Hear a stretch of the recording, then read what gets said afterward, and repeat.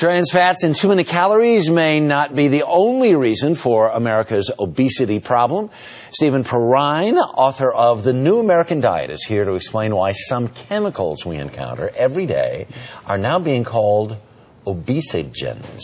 Obesogens? Did I get that right? Obesogens. All right. I've never heard that term before. Well, it's a term that was only really coined by researchers in 2009. Right. But even the American Medical Association has now come out and said obesogens probably play a major role in the American obesity crisis. So we're not just talking about overeating and kind of the things that we normally associate with obesity. It's not just calories in and calories out. There's another factor. Okay. And these are chemicals that get into our foods and beverages that mess with our hormonal systems and cause us to gain unnatural amounts of weight. Right. Is this based like on diet soda, the reaction? You drink a diet soda and sometimes your body thinks it really isn't, whatever it's drinking isn't the same. It's almost just like having the sugar in it? Well, interestingly, there are some studies that now show that diet soda can actually lower your metabolism. And that's one of the things that obesogens do.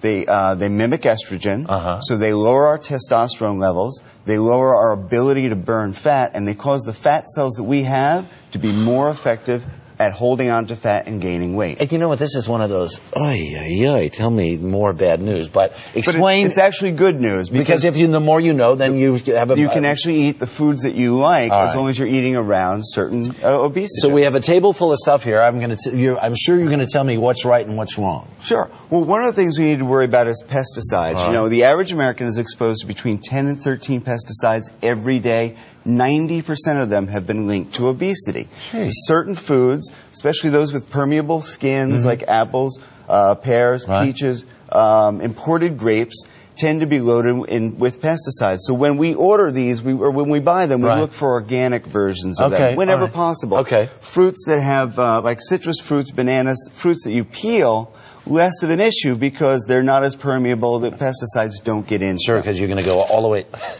These are fake. These are. This is real. You don't want to eat this. You don't want to eat this. This would be plastic, and that would be bad for you. This is real. Okay, very good. I'm sorry. All right. What about meats? Okay, this is the bad news. This is the scary news.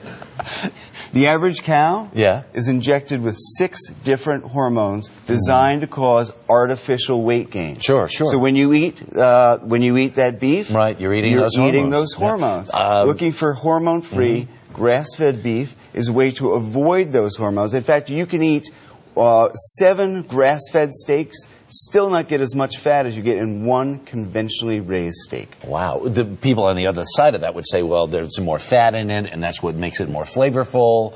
But so... And also the 6 hormones that you're getting, and unless you are a bodybuilder, I don't know that you necessarily want to get all those bodybuilding hormones into your body. All right, what do we have here? So these are an example of some grass-fed steaks, just as delicious. But... Again, you're skipping all the artificial hormones. But you're also going to pay a little bit of a premium. You're going to pay a little bit more, right? A little bit more. But on the other hand, there are ways to save money by ordering them over the internet. You can find them at various stores. I've even found grass-fed beef at Costco. So there are ways to buy it efficiently. Way to go. I like that. Now, what are we doing down here with this? One of the other concerns we have is about plastic packaging. You'll find a lot of this stuff in your pantry or your fridge right now. There's a chemical called BPA. We've heard a lot about it. The FDA recently warned us about it. Well, BPA has been linked to heart disease, to diabetes, to obesity. In fact, the more BPA in your body, the higher your risk of heart disease. And even if you think it's a tin can per se, sometimes tin can there's is lined with plastic resin. Exactly. So when you're buying tuna or baby formula, you need to be aware that fatty foods tend to be loaded with BPA. There's an easy switch, though. Look for example, buy tuna in pouches, which does not come in BPA-loaded containers. And the great thing is you can eat all of these foods, and people who try the New American Diet stripped away 15 pounds, just 6 weeks, still eating all the foods they wanted. Wow. Just don't eat the plastic. Stay away from the plastic. All right, thanks, man. Thank you, Harry. Mr. Perrine.